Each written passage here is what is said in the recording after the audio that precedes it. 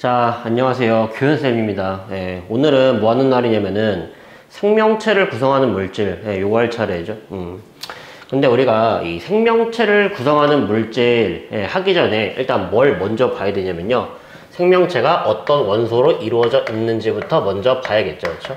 그래서 그거부터 먼저 출발해 보도록 하겠습니다. 생명체를 구성하는 원소. 사람 기준으로 봤을 때 생명체에서 가장 많은 양을 차지하고 있는 원소가 있죠. 참고로 저번 시간에 다 했어요. 여기 뭐가 있냐면은 산소가 가장 많죠. 그리고 그 다음이 차지하는 비율이 탄소, 그 다음이 수소, 그 다음이 질소, 그 다음이 뭐 칼슘, 인, 뭐 칼륨, 황, 뭐 이 순서대로 가거든요. 그렇죠? 근데 나머지는 그닥 뭐 필요 없고요. 앞에 있는 4개 정도만 외워주시면 되겠습니다. 그렇죠? 그래서 산탄수질 순서다. 그리고 기억하시니? 이거 저번 시간에도 했는데, 지각을 구성하는 물질 할 때. 산소가 생명체에서 가장 많은 비율을 차지하는 까닭은요, 산소가 반응성이 이제 굉장히 크기 때문이죠. 그래서 다른 원소들과 쉽게 화학 반응을 할 수 있다고 했고요. 탄소 특성 기억하시죠? 얘가 2주기 14조 원소입니다. 그 말은 무슨 말이야? 가장 바깥 껍질에 원자과 전자가 4개 있다라는 소리고, 원자과 전자가 4개 있으면요, 최대 몇 개의 다른 원자랑 4개의 다른 원자랑 결합을 할 수가 있다라는 소리죠. 그렇죠? 그래서 다양한 물질을 만들기에 유리하다고 했습니다. 그렇죠? 조금 이따가 다루기도 할게요. 그렇죠? 근데 이번 주요 주제는 뭐냐? 생명체를 구성하는 그 원소들이 모여가지고요, 여러 가지 물질들을 만들었을 거 아니냐. 그렇죠? 그래서 생명체를 구성하는 물질에는 어떤 것들이 있고, 그리고 이제 걔네들의 각각의 특징은 뭐가 있냐, 우리가 요런 거를 다뤄봐야겠습니다. 일단 생명체를 구성하는 물질 역시 사람 기준으로 봤을 때 가장 많은 양을 차지하는 게 뭐냐면요, 물입니다. 그래서 생명체의 70% 정도가 물로 이루어져 있다라고 배웠죠. 그렇죠? 그리고 그 다음이 뭐냐면요, 단백질이에요. 그 다음이 우리가 중학교 때는 지방이라고 배웠는데, 이제 고등학교부터는 어떤 용어를 쓰냐면요, 지질이라고 하는 용어를 씁니다. 지방이 지질의 한 종류예요. 그리고 그 다음이, 선생님, 그 다음이 탄수화물이죠? 아닙니다. 그 다음이 무기염류라고 하는 놈이에요. 참고로 모르는 사람들 위해서 잠깐 설명하고 넘어가자면요, 요 무기염류라고 하는 놈들은요, 염류는 염류인데 우리 몸에 녹아있는 무기물로 되어 있는 염류를 의미하는 거고요. 대표적으로 뭐가 있냐면요, 우리 몸에 녹아있는 미안합니다. 칼륨이라든지 나트륨 같은 이온, 또는 뭐 뼈에 있는 뭐 칼슘이라든지 인, 뭐 이런 것들 있죠. 이런 게 대표적으로 무기염류에 해당한다라고 이제 우리가 보실 수가 있고요. 그 다음이 뭐냐면요, 핵산입니다. 그리고 그 다음이 탄수화물이에요. 그 외에 나머지 짜잘짜잘한 놈들이 있습니다. 그래서 순서대로 물단지, 무핵탄 순서대로라고 이제 우리가 외워주시면 될 것 같아요. 근데 여기에서 이제 물을 제외하면요, 생명체들은 대부분 이런 놈들로 이루어졌거든요. 단백질, 지질, 핵산, 탄수화물 같은 걸로 이루어져 있는데, 우리가 이 단백질, 지질, 핵산, 탄수화물, 저런 놈들은요, 기본적으로 탄소를 골격으로 만들어진 물질이에요. 그래서 우리가 얘네들을 뭐라고 부르냐면요, 탄소화합물이라고 얘기를 합니다. 자, 다시 단백질, 지질, 핵산, 탄수화물은요, 뭐라고? 탄소화합물이라고요. 탄소를 기본 골격으로 만들어진 화합물이다라는 겁니다. 그렇죠? 그래서 이렇게 얘기를 하는 거예요. 생명체는 물을 제하면요, 대부분 탄소화합물로 이루어져 있다라고 이렇게 얘기를 하는 겁니다. 그래서 저런 용어 이제부터 나올 거니까 잘 머릿속에 기억해 주시면 될 것 같고요. 그러면은 이 생명체를 구성하는 물질의 이제 각각의 우리가 특징을 볼 겁니다. 그렇죠? 그래서 탄수화물 중에서 첫 번째 탄수화물의 특성부터 먼저 볼게요.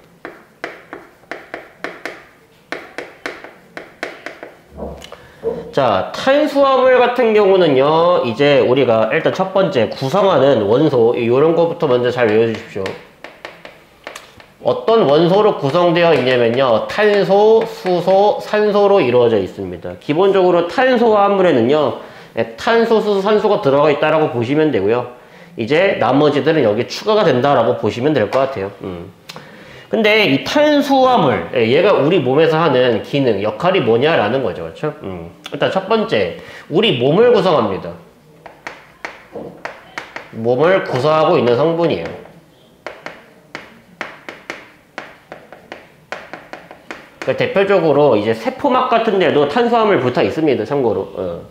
자, 근데 얘가 우리 보통 어디에 많이 들어가 있어? 밥이라든지 아니면 빵이라든지 국수 같은 데 많이 들어가 있잖아. 감자 이런 데 많이 들어가 있잖아. 그렇죠? 그럼 우리가 하루 종일 가장 많이 먹는 거 아니니? 그럼 하루 종일 가장 많이 먹는 건데 왜 우리 몸에서 차지하는 비율이 가장 적냐 이런 말이에요. 그렇죠? 네.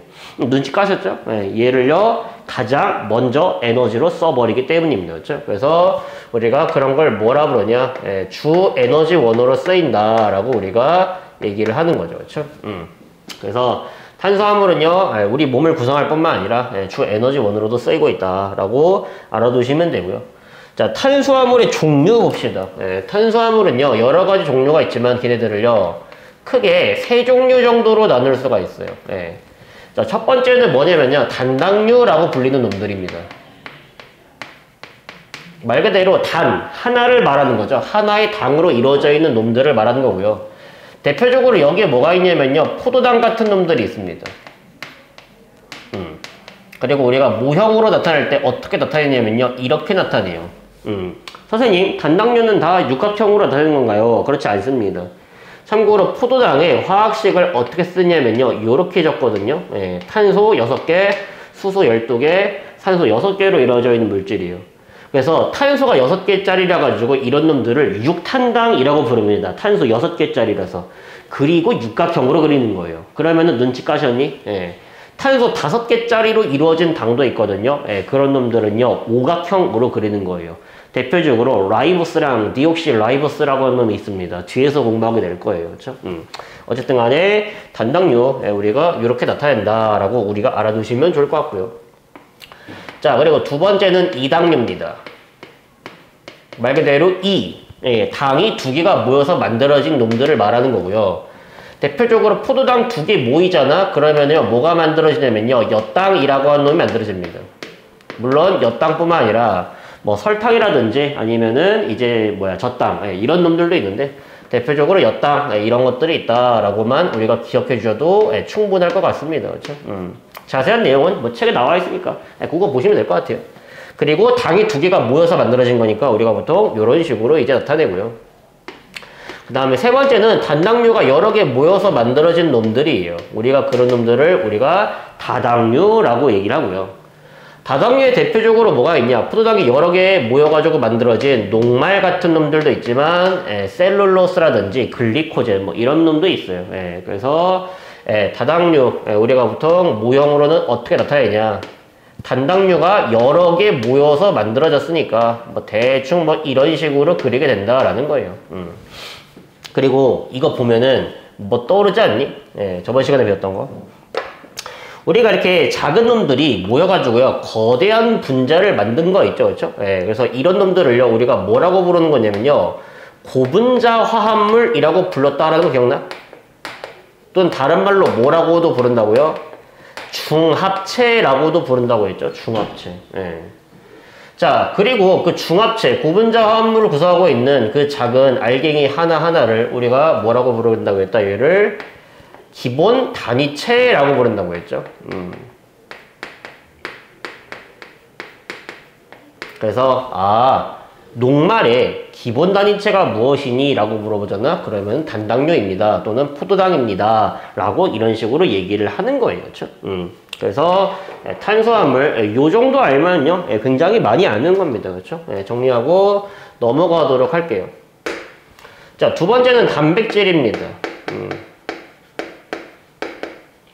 자, 그러면은 똑같은 맥락으로 봐야죠. 단백질을 구성하는 원소에는 어떤 것들이 있냐. 우리가 일단은 기본적으로 탄소, 수소, 산소는 기본적으로 들어가 있는 거라고 했죠.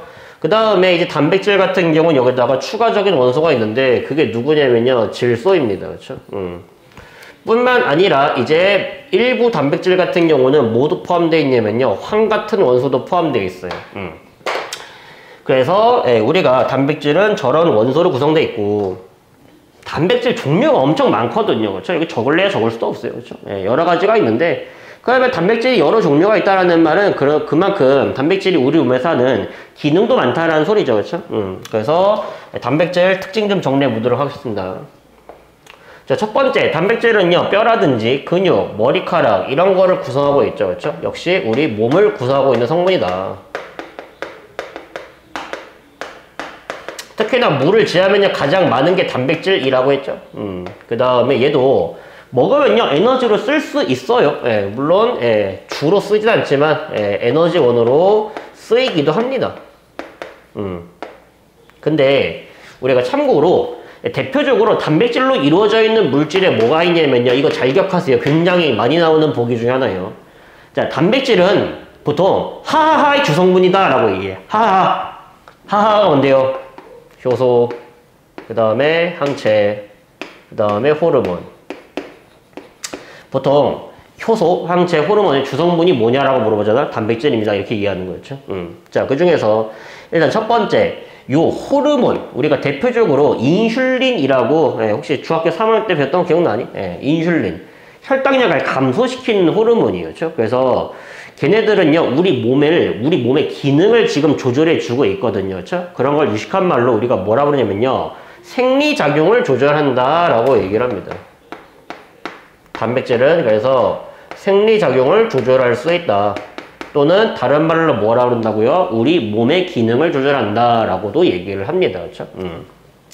그리고 여기 나와 있는 요 항체라고 하는 놈 있죠? 이 생소하죠? 지금 처음 들어봤을 텐데 이 항체는요, 우리 몸에 세균 같은 게 들어오잖아. 우리가 병원체라고 얘기를 하거든요. 그러면요, 항체가 가가지고요, 이 세균을 딱 붙잡아 버린다 이런 말이에요. 그렇죠? 그 다음에 이제 백혈구가요, 이제 항체가 붙잡은 세균을요, 이렇게 딱 먹어버리는 겁니다. 그래서 소화시켜버려요. 그래서 우리가 이렇게, 우리 몸에 병원균이 들어와도 이렇게 먹어버려가지고요, 병이 안 걸릴 수 있게 만들어주는 거죠. 우리가 이런 거를 유식한 말로 뭐라고 부르는 거냐면요, 방어작용이라고 얘기를 합니다. 그래서 단백질은 방어작용의 기능도 수행할 수 있다라고 얘기를 하는 거예요. 그리고 이 효소, 우리가 뒤에서 생명 시스템이라고 하는 단원에서 공부할 내용이거든요. 물론 이미 공부한 사람도 있을 것 같고. 참고로 이 효소라고 하는 놈들은요, 대표적으로 뭐가 있냐, 소화효소라고 하는 게 있어요. 우리가 기억나니? 역시 중학교 때 배웠던 건데. 아밀레이스 같은 놈들은요, 우리 몸에서 뭐를요, 녹말이라고 하는 놈을요, 뭘로? 엿당으로 분해시키고, 이제 여기에서 이제 말테이스 같은 놈들이 엿당을 다시 포도당으로 분해시켜가지고요, 우리 세포가 흡수할 수 있을 정도로 작게 쪼개거든요. 그래서 우리가 이런 걸 이제 화학 반응이라고 부르잖아요. 그렇죠? 그래서 그 화학 반응을 조절해 준다라고 얘기를 하는 겁니다.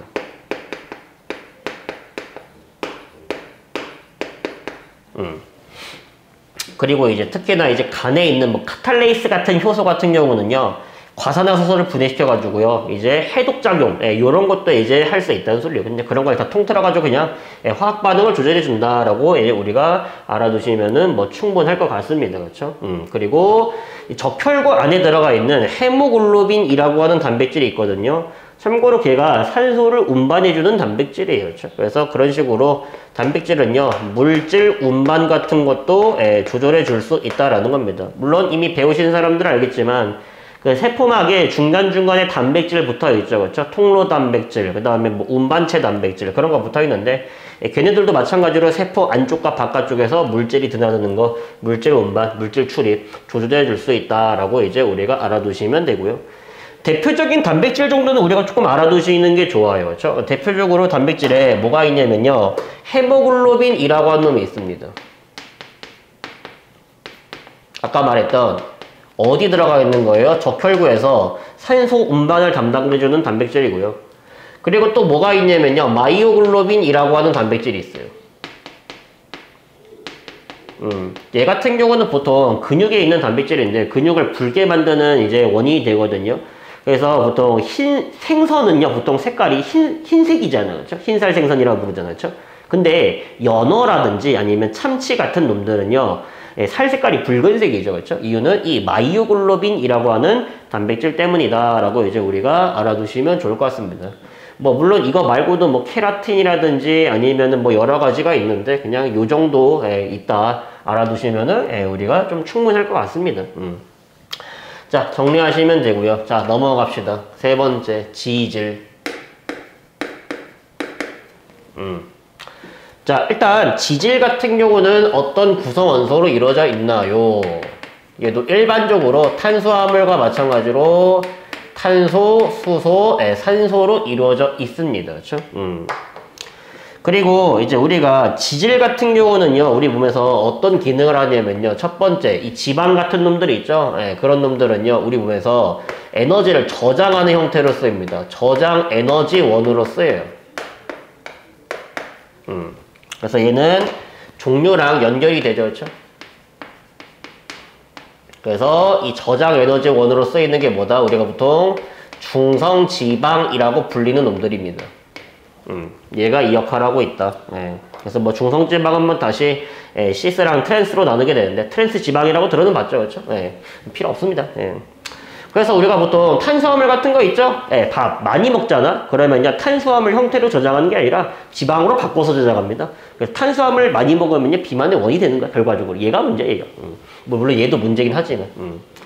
저장 에너지 원으로 쓰이기도 하고, 그 다음에 두 번째, 얘네들 같은 경우는 우리 몸을 구성하는데 특히나 어디에 이제 들어가 있냐면요, 세포막의 주성분입니다. 그리고 그 세포막의 주성분인 그 지질을 뭐라고 부르는 거냐면요, 인지질이라고 불러요. 그리고 일부 지질 같은 경우는 우리 몸에서 이제 기능을 조절하기도 하죠. 생리작용을 조절하기도 합니다. 그래서 우리가 그런 지질이 이제 뭐가 있냐면요, 대표적으로 스테로이드라고 하는 놈이 있어요.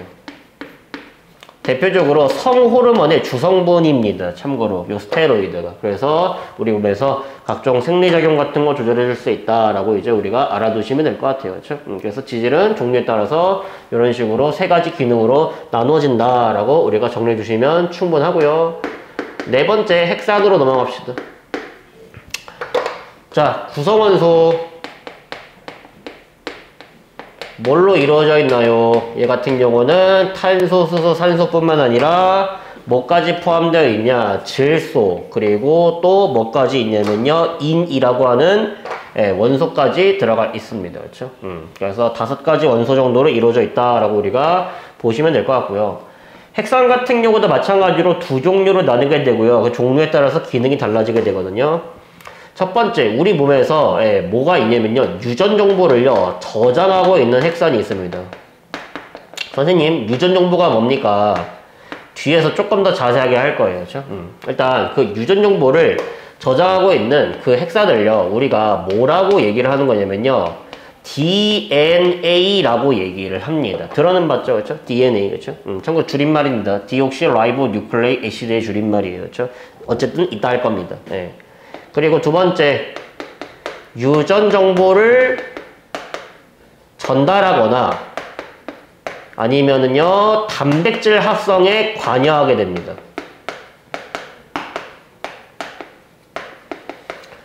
그래서 유전 정보를 전달하거나 단백질 합성에 관여하고 있는 이 핵산을요, 우리가 뭐라 부르냐면요, RNA라고 불러요.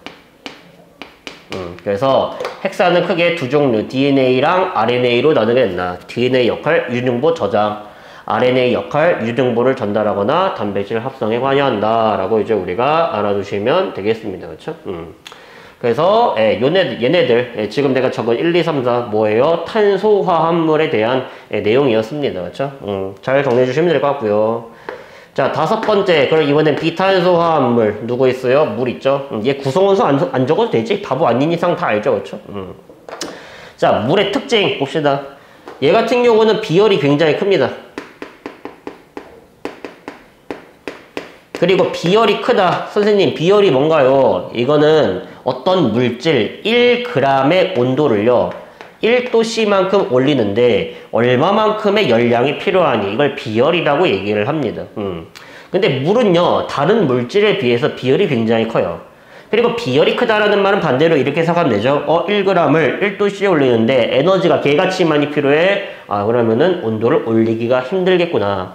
반대로 온도를 떨구기도 힘듭니다. 그래서 비열이 크다. 그러면은 온도 변화가 굉장히 작다라는 소리랑 똑같은 겁니다. 그렇죠? 비열이 크다. 온도가 잘 변하지 않는다. 그럼 온도가 잘 변하지 않으면은 그게 생명체에서 이제 어떤 역할을 해줄 수 있어요? 체온을 유지하는데 굉장한 도움을 주겠죠. 그렇죠? 그래서 물 알아두시면 되고요. 그 다음에 두 번째, 물은요, 대부분의 물질을 잘 녹입니다.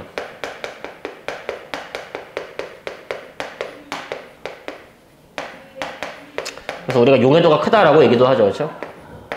그래서 대부분의 물질을 잘 녹이기 때문에 얘 같은 게 물질 운반의 역할을 해주는 거죠. 그렇죠? 소금도 잘 녹고 설탕도 잘 녹는다.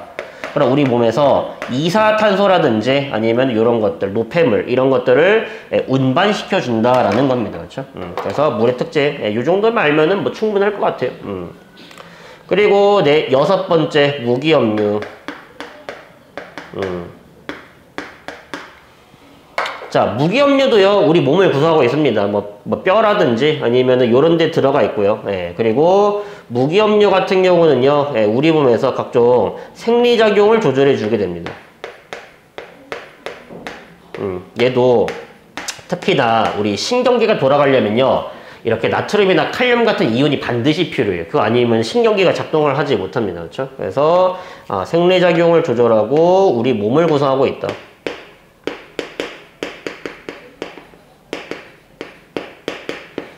대표적으로 칼륨, 인, 뭐 이런 것들 있다라고 했죠. 그렇죠?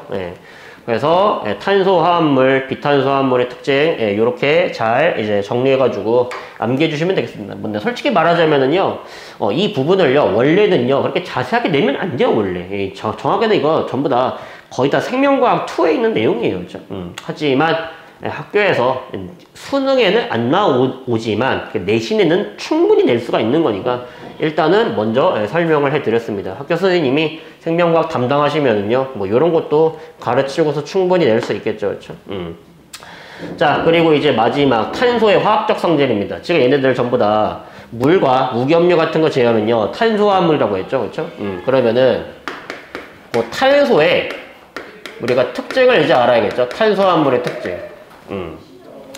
자, 일단 탄소라고 하는 것은요 우리가 모형으로 나타냈을 때 이렇게 표현하죠. 원자번호 6번. 그러면은 전자가 6개니까 첫 번째 껍질에 2개, 두 번째 껍질에 4개 들어가 있겠죠. 그렇죠? 또는 얘가 2주기 14주기니까 껍질 2개에 가장 바깥 껍질에 전자 4개. 우리가 이렇게 판단할 수 있죠. 그리고 이렇게 가장 바깥 껍질에 전자가 4개라는 말은요 최대 다른 원자 4개랑 결합할 수 있다라고 아까 전에 얘기했죠. 그렇죠?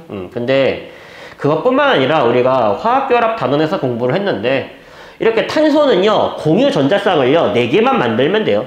그럼 공유 전자쌍을 4개를 만드는 방법에는 어떤 게 있냐. 첫 번째, 탄소가 이렇게 삼중결합 1개랑 단일결합 1개를 만들면요 총 공유 전자쌍을 4개를 만들 수 있죠. 그리고 또는 이렇게도 할 수 있죠. 이중결합 2개, 이것도 가능하죠. 그리고 이중결합 하나에 단일결합 2개, 이것도 가능하고요. 뿐만 아니라 당연하게도 단일결합 4개, 이런 것까지 다 가능하다라는 소리입니다. 그렇죠? 무슨 말이야? 결합할 수 있는 경우에서 결합의 종류가 많아요. 그렇죠? 뿐만 아니라 탄소 같은 경우는요 이런 식으로 다른 탄소 원자랑 이렇게 쭈르륵 연결될 수가 있어요. 참고로 규소는 이게 거의 불가능입니다. 규소는요 이렇게 쭈르륵 연결될 수가 없기 때문에 가운데다가 뭘 끼워놓고 산소를 끼워놓고 공유한다라고 했죠. 그렇죠? 탄소가 가지는 특성 중 하나예요.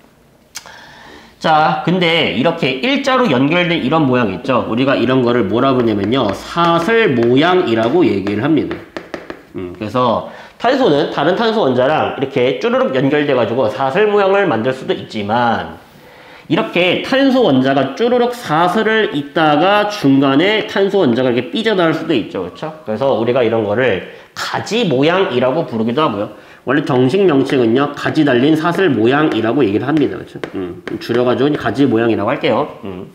그리고 뿐만 아니라 탄소 원자는요 어떻게 이런 식으로 연결되다가 한 바퀴 돌아가지고 이렇게 뭘 만들 수 있냐면은 고리 모양을 만들 수도 있어요.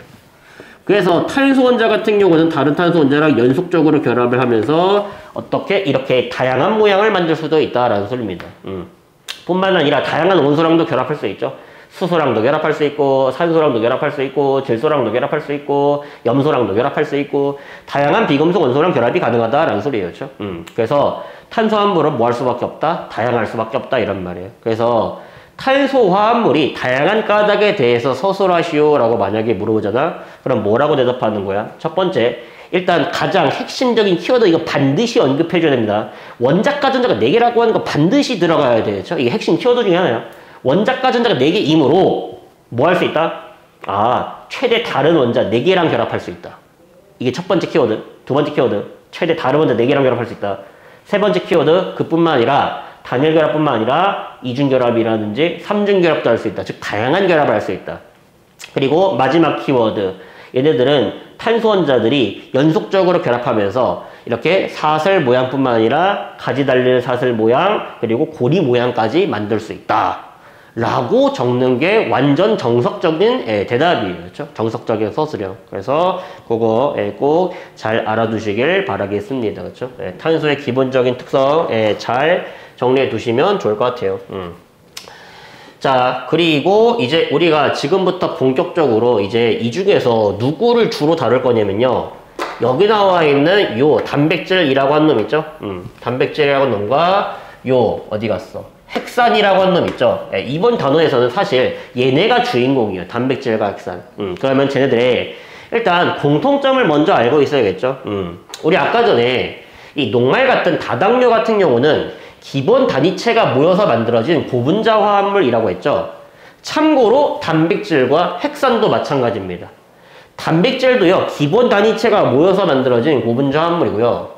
핵산도 기본 단위체가 모여서 만들어진 고분자 화합물이에요. 그렇기 때문에 우리가 이렇게 말하는 거야. 우리가 기본 단위체가 모여서 만들어진 고분자 화합물. 다른 말로 뭐라 불러요? 중합체라고도 부른다고 했죠? 자, 그래서 이렇게 물어보는 거야. 야, 단백질의 기본 단위체가 뭐니? 라고 물어보는 겁니다. 그렇죠? 그러면은 우리는 얘를 뭐라고 대답해야 된다? 아, 아미노산입니다. 라고 얘기를 하는 거예요. 그렇죠? 단백질의 기본 단위체 뭐라고요? 아미노산. 자, 그리고 이제 두 번째, 핵산의 기본 단위체. 참고로 얘는 아마 생소할 겁니다. 처음 들어봤을 거예요. 자, 누가 모여서 이제 핵산을 만드냐? 그 놈을 뭐라 부르냐면요. 뉴클레오타이드라고 얘기를 합니다. 뉴클레오타이드가 모이면은 뭐가 만들어진다? 핵산이 만들어진다라는 거예요. 그렇죠? 그래서 우리가 물론 뭐 얘네들도요 뭐 안 나오는 건 아니지만요, 별로 그렇게 중요하게 다루는 내용은 아니에요. 녹말 같은 다당류 같은 애들은. 그렇죠? 그래서 우리는 여기서 뭐가 중요하다? 단백질과 핵산이 미친 듯이 중요하다 이런 말입니다. 그렇죠? 그러면은 우리가 순서대로 뭐부터 먼저 보겠다? 단백질부터 먼저 보고요. 그 다음에 뭘 보겠다? 이제 핵산, 이런 놈들의 특징을 한번 순차적으로 보겠다라는 말입니다. 그렇죠? 자, 그러면은 우리가 단백질 시작해 보도록 하겠습니다. 자, 일단 우리가 뭔가 거대한 물질을 이해하기 위해서는요, 걔네들을 구성하고 있는 작은 것부터 먼저 이해를 하실 줄 알아야 돼요. 우리가 물질을 공부하기 전에 물질을 구성하는 원자에 대해서 공부를 했듯이, 우리가 단백질에 대한 이해를 하고 싶다. 그러면요, 그 단백질을 구성하고 있는 가장 작은 놈들, 우리가 뭐라고 불렀죠? 기본 단위체라고 불렀습니다. 그래서 이 단백질의 기본 단위체에 대한 이해를 하셔야 된다라는 말이에요. 그렇죠? 자, 일단 단백질의 기본 단위체, 얘를 우리가 뭐라고 부르는 거냐면요, 아까 말했지만 아미노산이라고 얘기를 하고요.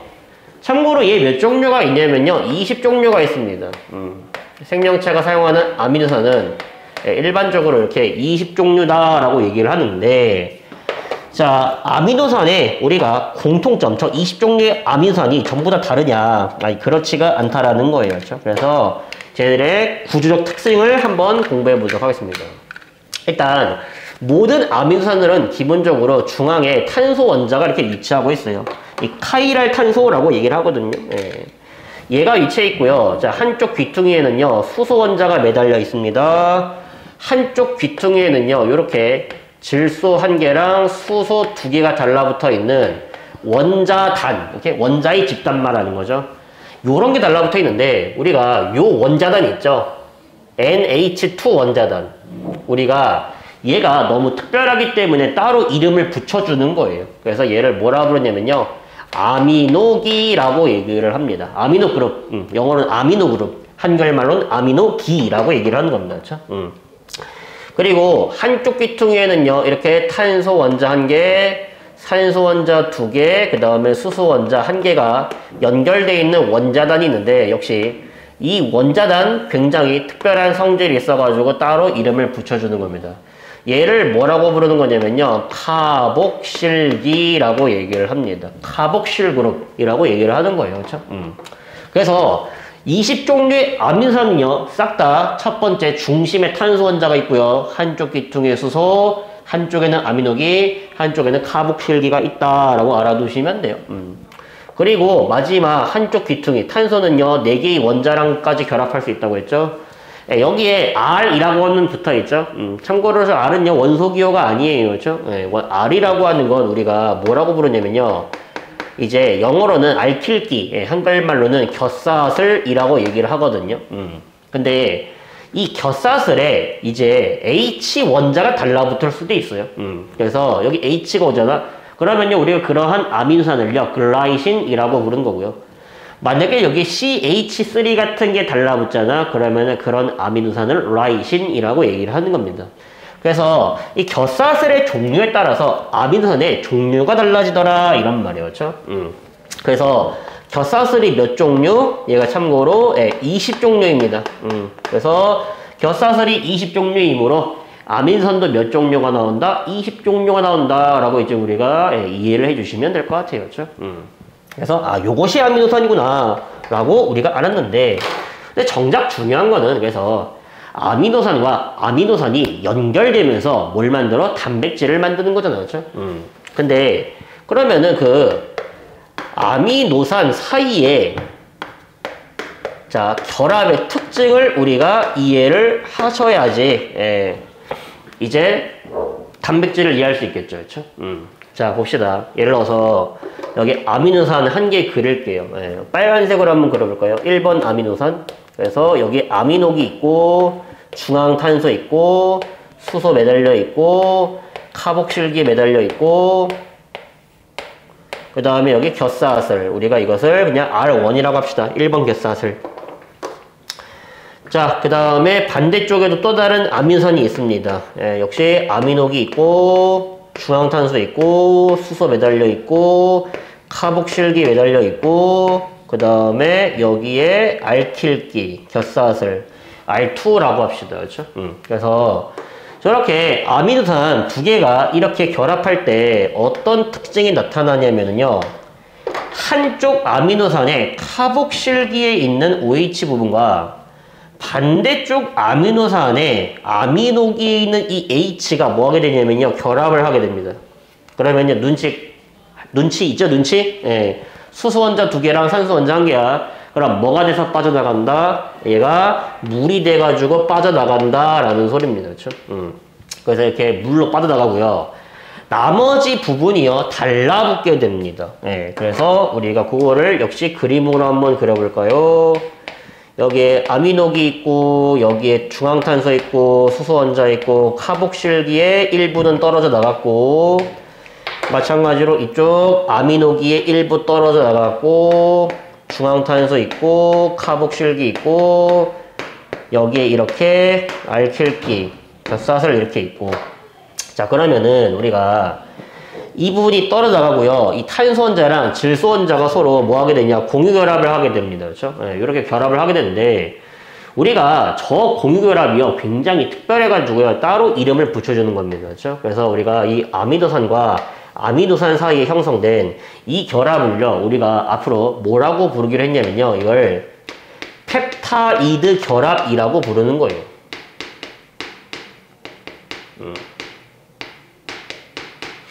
그래서 펩타이드 결합, 아미노산과 아미노산 사이에 있는 이 CONH 결합을 이제 의미한다라고 이제 우리가 볼 수가 있겠습니다. 그래서 아미노산들이요 연결될 때 아미노산과 아미노산 사이에는 뭐가 형성되고 펩타이드 결합이 형성되고 펩타이드 결합이 한 개 만들어질 때마다 뭐가 물 분자가 한 개씩 빠져나간다라고 이제 우리가 받아들여 주시면 되겠습니다. 그렇죠? 그래서 우리가 이렇게 아미노산들이요 쭈르륵 연결되면은요 단백질이 만들어지나요? 아닙니다. 놀랍게도요 그렇지가 않아요. 자, 이게 무슨 말이냐? 자, 예를 들어서 아미노산들이 이렇게 쭈르륵 연결되잖아. 펩타이드 결합으로. 우리가 얘를요 단백질이라고 부르지 않고요. 얘를 뭐라고 부르냐면요. 폴리펩타이드라고 얘기를 합니다. 참고로 이 펩타이드는요. 펩타이드 결합의 그 펩타이드를 말하는 거고요. 앞에 붙어 있는 저 폴리라고 하는 접두사 있죠? 얘는요. 영어로 어떤 뜻을 가지고 있냐면요. 많다라고 하는 뜻을 가지고 있어요. 그래서 펩타이드 결합이 많으니까 얘를 뭐라고 한다? 폴리펩타이드라고 얘기를 하는 겁니다. 아직까지 단백질이 아니에요. 왜 단백질이 아닌가요? 아직까지는요, 우리가 이렇게 펩타이드 결합이 여러 개 연결돼가지고 만들어진 폴리펩타이드를요, 뭐라고 그러냐면요, 단백질의 1차 구조라고 얘기를 하고요. 단백질이 되려면요, 뭘 나타내야 되냐면요, 최소 4차 구조까지는 나타내줘야 된다, 이런 말이었죠. 그러면은 이 1차 구조에서 무슨 일이 벌어지는 거냐? 이 폴리펩타이드가 구부러지고요, 접힙니다. 그래서 폴리펩타이드가 이렇게 구부러져 가지고요 나선 모양을 만들 수 있거든요. 요거를 우리가 알파 헬릭스, 영어로는 한글말로는 알파 나선 구조라고 얘기를 합니다. 그리고 저 폴리펩타이드가 이런 식으로 구부러지면서요 마치 뭘 만드냐면요 병풍 구조 같은 걸 만들게 되는데 우리가 영어로는 베타 시트 그리고 한글말로는 베타 병풍 구조라고 얘기를 해요. 그래서 우리가 요런 구조를 만들었을 때 얘를 뭐라 부른다? 단백질의 2차 구조라고 얘기를 하고요. 그리고 요런 2차 구조들이 모여가지고요 서로 연결이 되면서요 뭘 만들게 되냐면요 3차 구조라고 하는 걸 만들게 됩니다. 그리고 그 3차 구조를 갖는 여러 개의 이제 폴리펩타이드들이 뭉쳐가지고요 최종적으로 뭘 만들게 되냐 4차 구조를 만들게 되고요.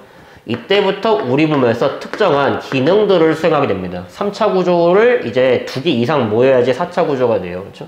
그래서 이때부터 우리 몸에서 특정한 기능을 수행하게 되는데 우리가 요거를 단백질이라고 얘기를 하는 겁니다. 그렇죠? 그래서 자, 우리가 요 단백질 같은 경우는요. 이런 말이 나올 수 있어요. 그렇죠? 단백질은 열에 약하다. 그 까닭을 서술하시오라고 하잖아. 그러니까 단백질은요. 반드시 언급해줘야 되는 핵심 키워드가 있습니다. 자, 단백질에 열을 가게 되잖아? 그러면은요, 뭐가 파괴된다? 걔네들의 입체 구조가 바뀐다. 입체 구조라는 말을요, 항상 언급해줘야 된답니다. 열에 의해서 뭐라고요? 단백질에 뭐가? 입체 구조가 변형이 되게 되고요. 단백질의 기능은요, 결과적으로 뭐 때문에 나타나는 거냐면요, 단백질의 입체 구조 때문에 나타나게 됩니다. 그렇죠? 그래서 이제 기능을요, 잃게 된다라는 소리예요. 이게 핵심 키워드라고 보시면 단백질로 하면 무조건 입체 구조 언급해 주셔야 돼요. 그래서 결과적으로 요 단백질 열에 약할 수밖에 없구나 라고 하는 것을 우리가 이해할 수 있고요. 뒤에서 그 생명 시스템 이미 공부한 사람들은 이미 알고 있을 거예요. 카탈레이스 있죠? 열 가하잖아. 그러면요 과산화수소 분해 못 시킵니다. 열에 의해서 우리가 이런 거를 성질이 변했다라고 해서 변성이라고 얘기를 하게 되는 거예요. 그렇죠? 그래서 요거 잘 알아두시면 되고요. 자주 나오는 서술형 문제 있거든요. 우리 교재 어디 보시면 되냐면요 133페이지에 2번 보시면 됩니다. 기본적인 서술형인데 이런 거야. 야, 너도 아미노산 20종류고요. 나도 아미노산 20종류예요. 그렇죠? 근데 네 몸에서 만들어지는 단백질이랑 내 몸에서 만들어지는 단백질이 왜 다르니? 아미노산의 종류는 꼴랑 20종류밖에 안 되면서 왜 그렇게 다양한 단백질이 만들어질 수 있냐라는 거예요. 그렇죠? 그래서 요거를 항상 이렇게 언급해 주는 거예요. 첫 번째, 그 아미노산에 이것이 다르면은요, 입체 구조가 달라집니다. 이것이 뭔가요? 첫 번째, 아미노산 4개로 이루어진 단백질과, 뭐 물론 말도 안 되지만 아미노산 5개로 이루어진 단백질이 있어요. 얘랑 입체 구조가 당연히 같을 일이 없겠죠? 근데 이렇게 똑같은 개수일지라도요, 얘는요 1번, 2번, 3번, 4번 아미노산이랑 5, 6, 7, 8 아미노산으로 만들어졌다. 그럼 당연히 뭐 하게 돼요? 종류가 바뀌게 되잖아? 그럼 역시 입체 구조가 바뀌게 돼요. 그리고 마지막으로 똑같이 1, 2, 3, 4 아미노산으로 만들어져 있을지라도 1, 3, 2, 4 형태로 연결된 거랑 1, 2, 3, 4 형태로 연결된 거랑 구조가 달라집니다. 그래서 뭐라고요? 다시 정리. 아미노산의 개수, 그리고 종류, 그리고 세 번째 배열 순서. 이거 중에 단 하나라도 달라지는 순간 뭐가 달라지게 되고요? 입체 구조가 달라지게 된다 이런 말이에요. 단백질의 입체 구조가 달라지고, 입체 구조가 달라지게 되면은요, 단백질의 기능도 당연히 뭐하게 된다? 달라지게 된다. 그렇기 때문에 다양한 단백질이 만들어질 수 있다. 아미노산은 꼴랑 20종류밖에 안 되지만. 그래서 서술형 자주 나오는 문제 중에 하나니까 잘 정리해 주세요. 그렇죠? 이걸 이해를 하셔야죠. 그냥 무식하게 외우는 게 아니라. 그렇죠? 그러면은 이제 말 나온 김에 위에 있는 1번도 한번 같이 한번 풀어볼까요? 자, 그림은 생명체를 구성하는 어떤 물질의 형성 과정 중 일부를 나타내는 것이다. 가랑 나에 해당하는 것을 각각 쓰라고 했는데요. 자, 그림 보시면은요, 걔가 아미노산이라고 하는 건 눈치 까셨죠? 그렇죠? 근데 아미노산과 아미노산이 연결될 때 이 가라고 하는 것은 둘 사이에 형성되는 결합을 말하는 거잖아. 우리가 걔를 뭐라고 부른다고 했어요? 펩타이드 결합이라고 부른다고 했죠. 그래서 가는요, 뭘 의미한다? 펩타이드 결합을 의미하는 거고요. 펩타이드 결합이 만들어질 때 빠져나오는 분자 나는 뭘 말하는 거다? 물을 말하는 거죠. 나에는 물이라고 적어주시면 되겠습니다. 그렇죠? 그리고 이제 우리가 앞으로 다시 돌아와가지고요. 130페이지 맨 밑에 단백질의 기능. 근데 아까 전에 다 얘기했어요. 그렇죠? 몸을 구성하고 있는 성분이고, 화학반응 조절해주고, 생리작용 조절해주고, 방어작용해주고, 물질원반해주고, 에너지원으로도 쓰이고 있다. 그리고 거기에 여러 종류 적어놨죠. 뭐 케라틴이라든지, 뭐 콜라겐이라든지, 뭐 그 다음에 뭐 헤모글로빈이라든지 적혀있는데, 그런 사례들은요, 이제 우리가 교과서에도 나오는 거니까 좀 이제 눈에 잘 익혀주시면 좋을 것 같습니다. 그렇죠?